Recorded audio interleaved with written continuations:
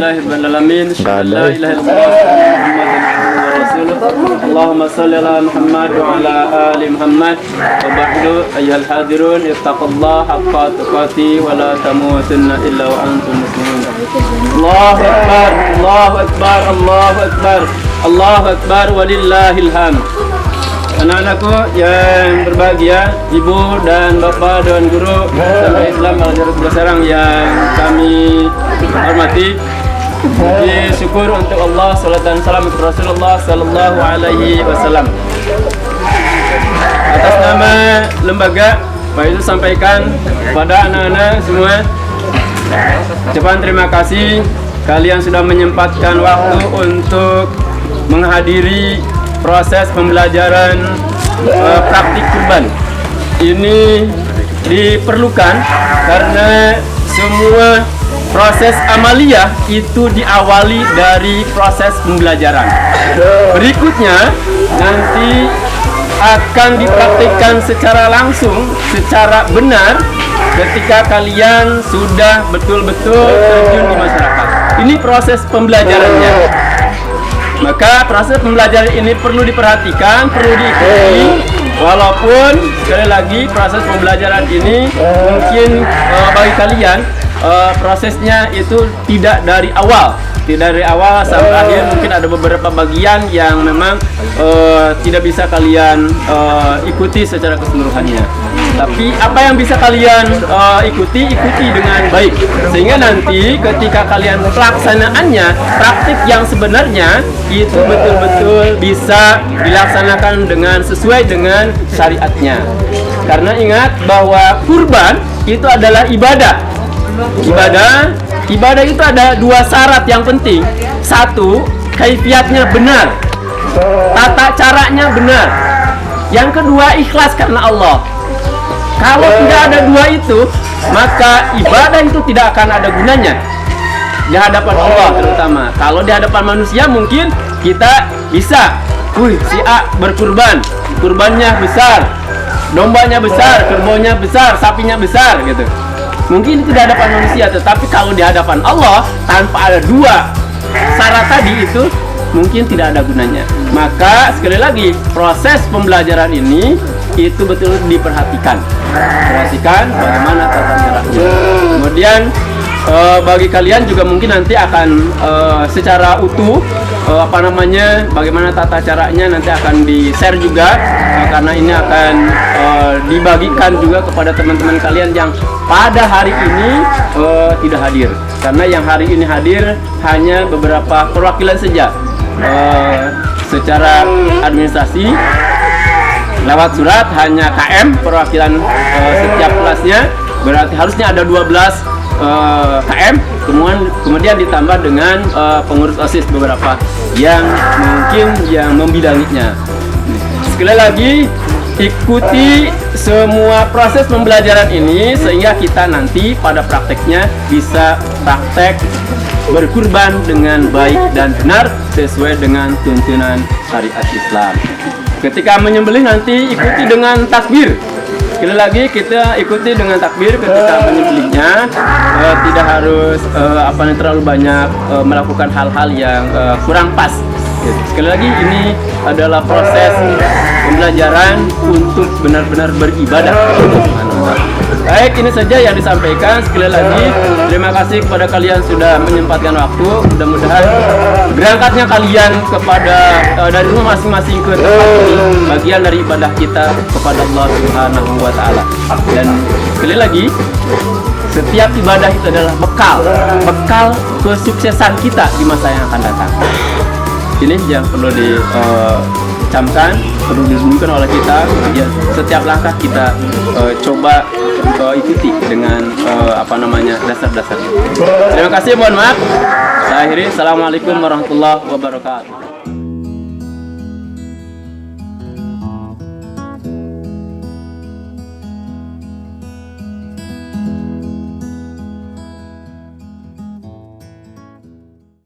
Assalamualaikum warahmatullahi wabarakatuh. Alhamdulillahirabbil alamin. Hari ini saya Ibu Nur Ismayati SAG-MPD mendapatkan amanah sebagai Ketua Panitia Pembelajaran Kurban untuk murid-murid SMP Islam Al-Azhar 11 Serang.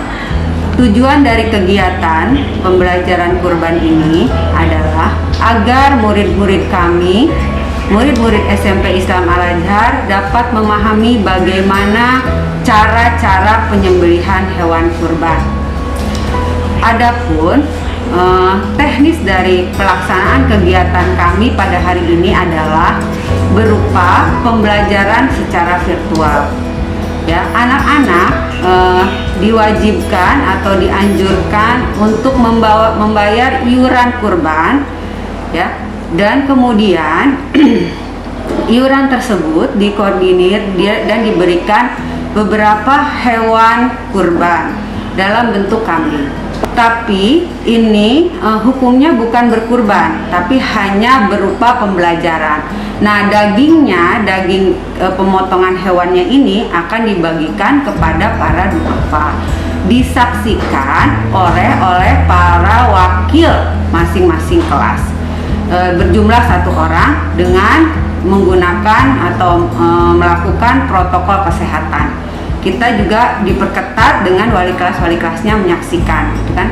Kemudian materi pembelajaran kurbannya disampaikan oleh Bapak Guru Agama yang kemudian nanti akan di-share kepada para wali murid dan murid-murid, sehingga dalam pembelajaran kurban ini ada yang menyaksikan secara luring, ada yang menyaksikan secara daring. Jadi begitu.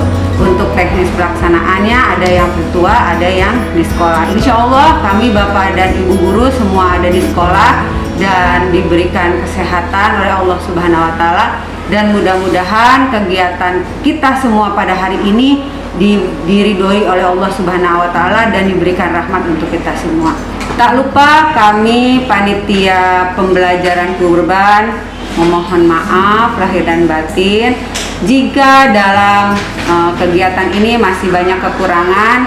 Saran-saran yang membangun, kami menerima masukan dari semua pihak, dan tak lupa pula kami mengucapkan terima kasih yang sebesar-besarnya kepada semua pihak yang terlibat dalam kegiatan ini.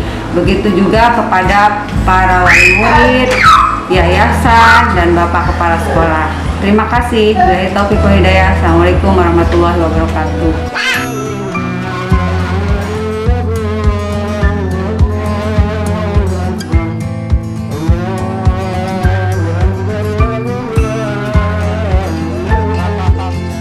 Pilihan hewan kurban. Menyaksikan dulu. Untuk menyaksikan ya. Ayo.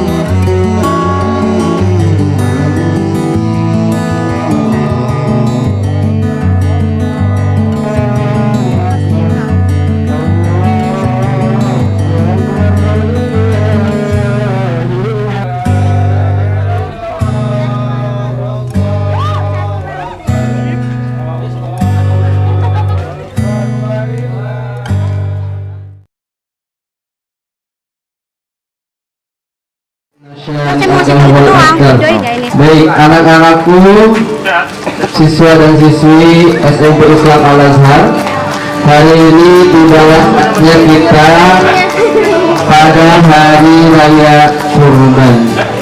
atau Idul Adha.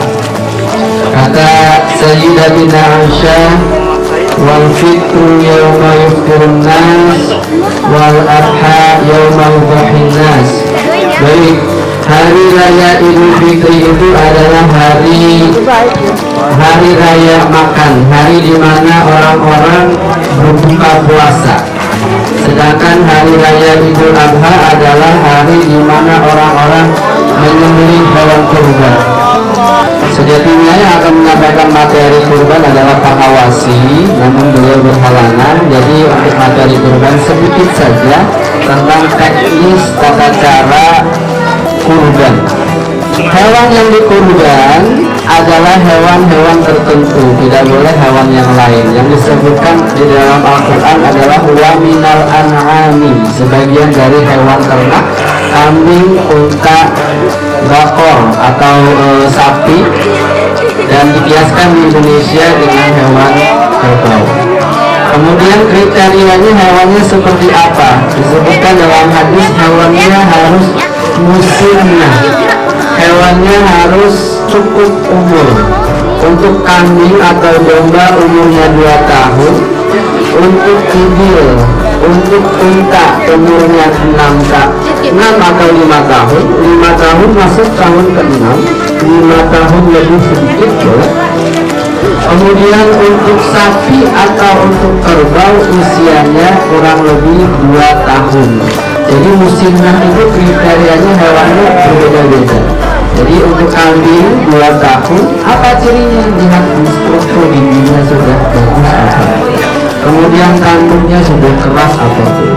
Kemudian kriteria hewan selanjutnya yaitu hewannya sehat walafiat.